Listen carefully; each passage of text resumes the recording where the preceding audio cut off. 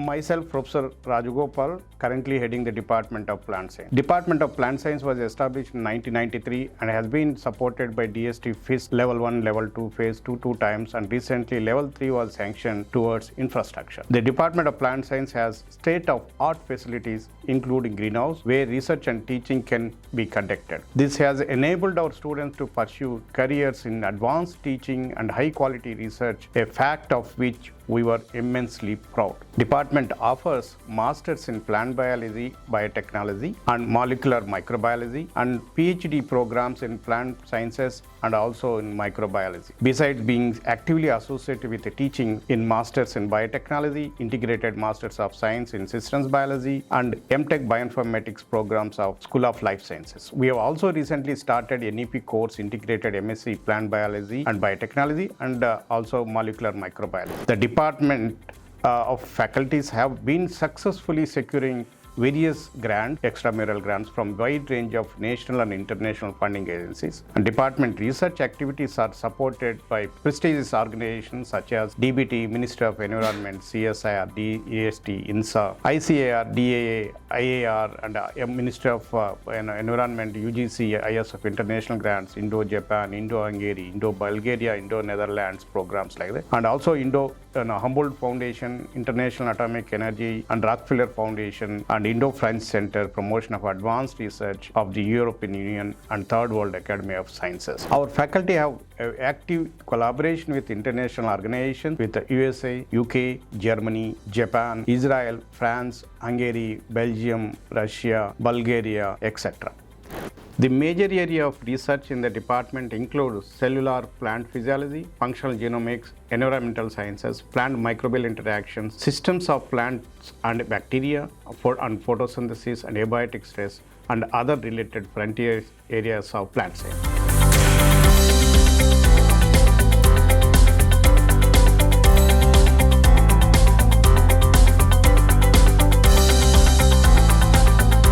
My research interest is on the role of stomata which are present on the lower surface of the leaf. So if you look at these leaves in the microscope, you will find small pores which actually open and expand. And our interest is to see how this is happening. So we use fluorescent dyes to make sure that we can detect a few components like reactive oxygen species and so on, as you can see in the back. And when there is an increase in reactive oxygen species, the stomata, they close. And so this is an adaptation of the plant, and that they do it quite beautifully. And even if there is a problem of the water availability, they mobilize a lot of things inside, and that's what we try to see. Our lab of molecular plant microbe interactions is engaged in 3 areas of research.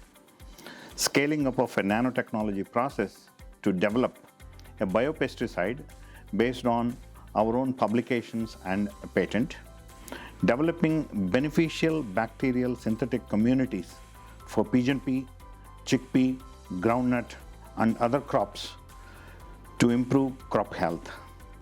Also, we have developed a biotech process for the production of phytooligosaccharides using enzymatic process in which the recombinant enzymes cloned and improved in our laboratory are used. My lab and my team works on the bacterial diversity, and we are into the discovery of very new bacterial members, particularly those members which are very rare and very difficult to be cultivated. And we focus mostly on the description of several new taxa, and also look for the metabolites which are very important for the environment and mankind.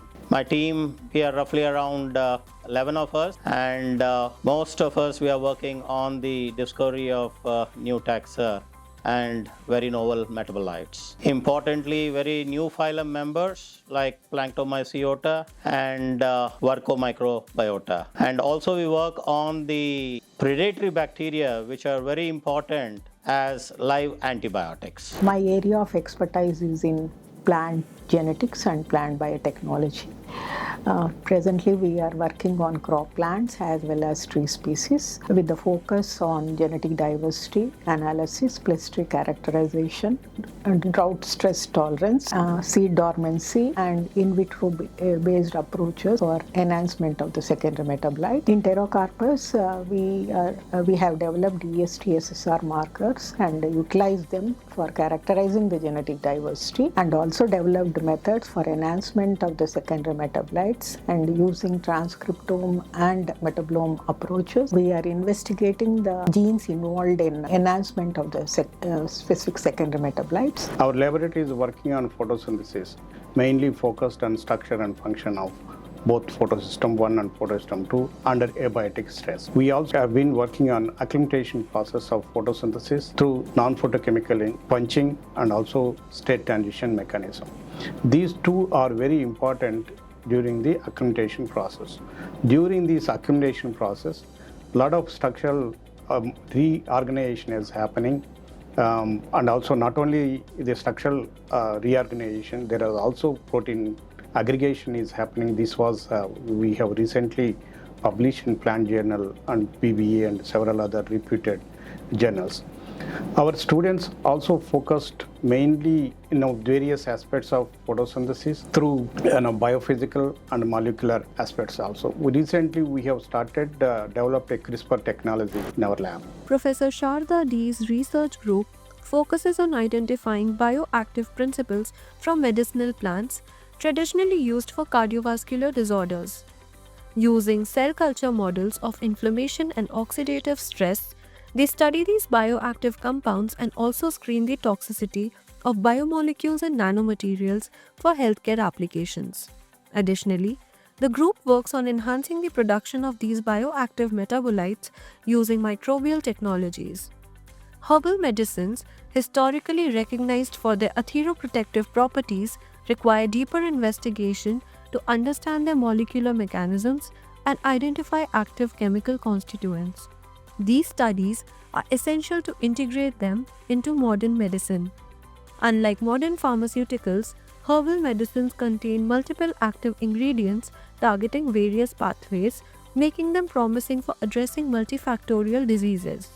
Metabolomics of herbal extracts used in traditional medicine offers valuable insights for designing new drugs, particularly for complex diseases like cardiovascular conditions. The research studies of my laboratory aim at understanding plant-microbe interactions with the overarching goal of developing disease resistance in crop plants. The aim of our study is to identify pathogenicity and virulence factors in the pathogen and also to identify the interacting components in the host using various techniques such as functional genomic approaches and gene expression study. In the process, we are working on various model pathosystems. The first one is Fusarium graminearum and its interaction with wheat and Arabidopsis. We are trying to understand the effectome of the pathogen, the sensitivity of it to the fungicide, and also to identifying the susceptibility factors in the host. Further, we are also exploring the trichoderma interaction in the host to identify it as biocontrol ability for boosting crop growth and also against pathogens as a disease resistance mechanism. Hybrid seeds are very important in present day agriculture. The farmers, if they use these hybrid seeds repeatedly, they will lose the hybrid character. So here we are in my lab, we are trying to understand to developmental seed pathways so that we can fix that hybrid characters for generation to generations by understanding the gametophyte developmental pathways and fertilization mechanisms in the seeds. So this will be very beneficial for the farmers. So there no need to go for the shops to buy every time for the hybrid seeds. So they can use the same seeds for generation to generations so that they will get the same hybrid character for repeated times. Our lab is working on environmental epigenetics. We basically work on how the environmental factors affecting the growth and development in algal model system. Basically, the environmental factors like especially the chemicals, the microplastics, insecticides, herbicides, all these chemicals, how affect the interplay between these chemicals and the microalgae. We basically check on this algal model system like Chlamydomonas, Monorepidium, and which are isolated, and also which are isolated from the polluted lakes, and basically what we do, we'll isolate that one, we'll treat the proper treatment, and then we'll see how these factors were affecting the growth and development of algal system, and also with using the different experimental approaches like proteomic, epigenomic, and transcriptomic approaches. So here we isolate extracellular matrix also, proteins also, lipids also. So how these factors were released during this treatment, and how these factors were helping the microalgae to grow and overcome this stress, and also how this system can be used for the environmental sustainability and growth and development. So I work at the repository of tomato genomic resources, which is in short called as RTGR. RTGR is a center of excellence in biotechnology on genome engineering of tomato, and we have been trying to improve the tomato fruit quality since the inception of RTGR in 2011. So my lab at RTGR focuses on functional genomics of tomato with special interest on photoregulation of fruit ripening. So we, apart from basic research, understanding tomato fruit quality, shelf life, and the tomato plant architecture, we also strive to improve the folate content of tomato fruits.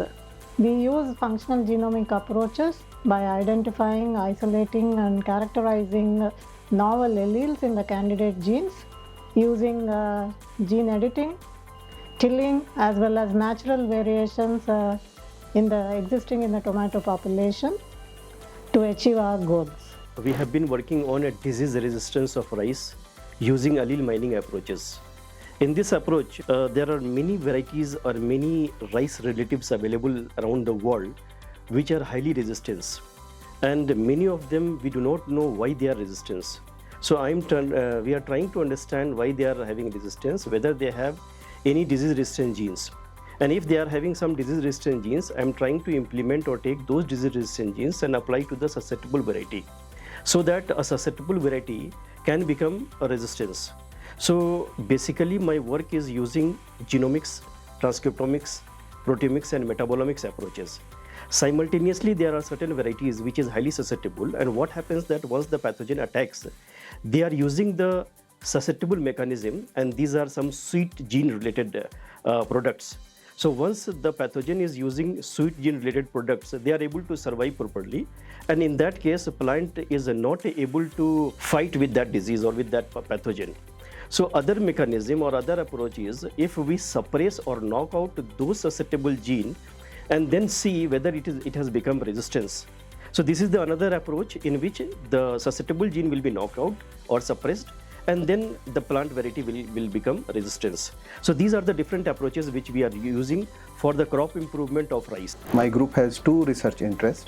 The first question we are asking is how plant hormone auxin metabolism related activities define and determine plant growth and development, and we are addressing this question by looking at the events which are controlled by auxin metabolism pathways during fruit ripening in tomato. Second question we are asking is, what is the genetic regulatory basis of phosphate use efficiency in plants?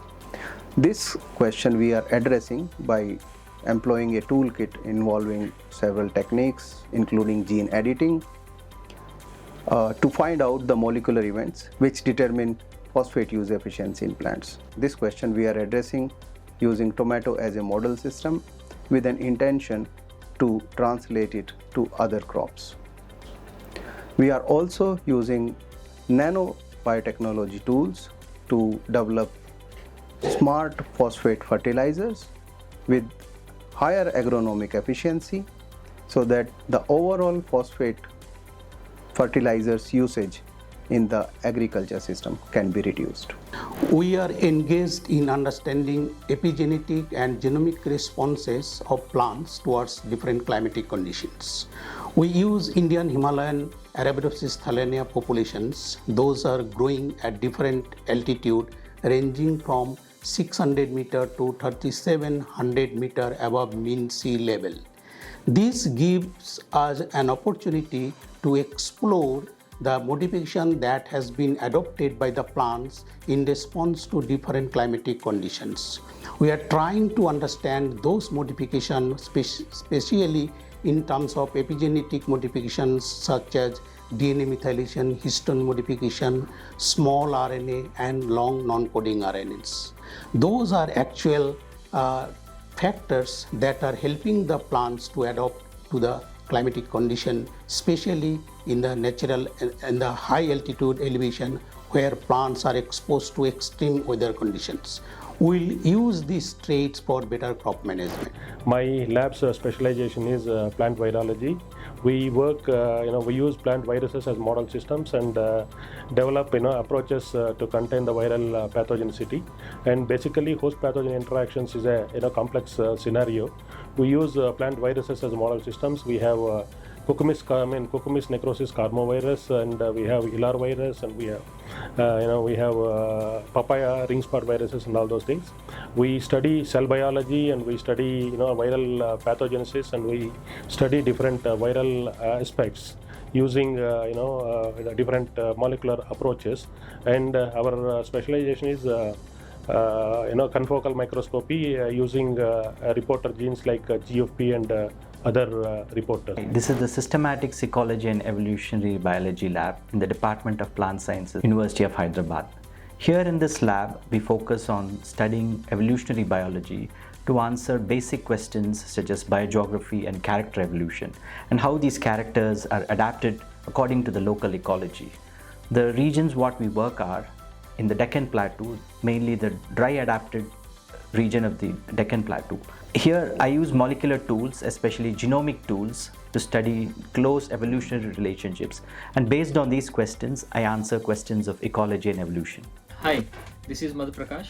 My research group focuses on protein biochemistry and structural biology of proteins that play a crucial role in plant immunity.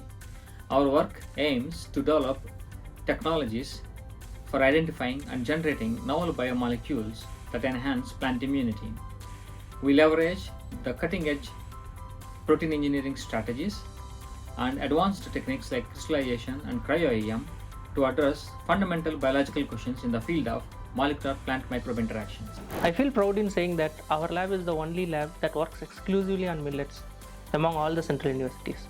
We work on 2 millet species, foxtail millet as well as kodo millet. We work in both field as well as the lab. In field, we are doing large-scale phenotyping for both pre-harvest as well as post-harvest traits, and in the lab, we are working exclusively on molecular biology combined with genome editing. RTGR is a DBT Sahaj national facility on plant metabolomics and proteomics. We have state-of-the-art mass spectrometers for analyzing primary metabolites, aroma volatiles, cuticle and cellular wax components. We also do profiling for plant hormones, carotenoids, and vitamin B9, that is folate and its derivatives.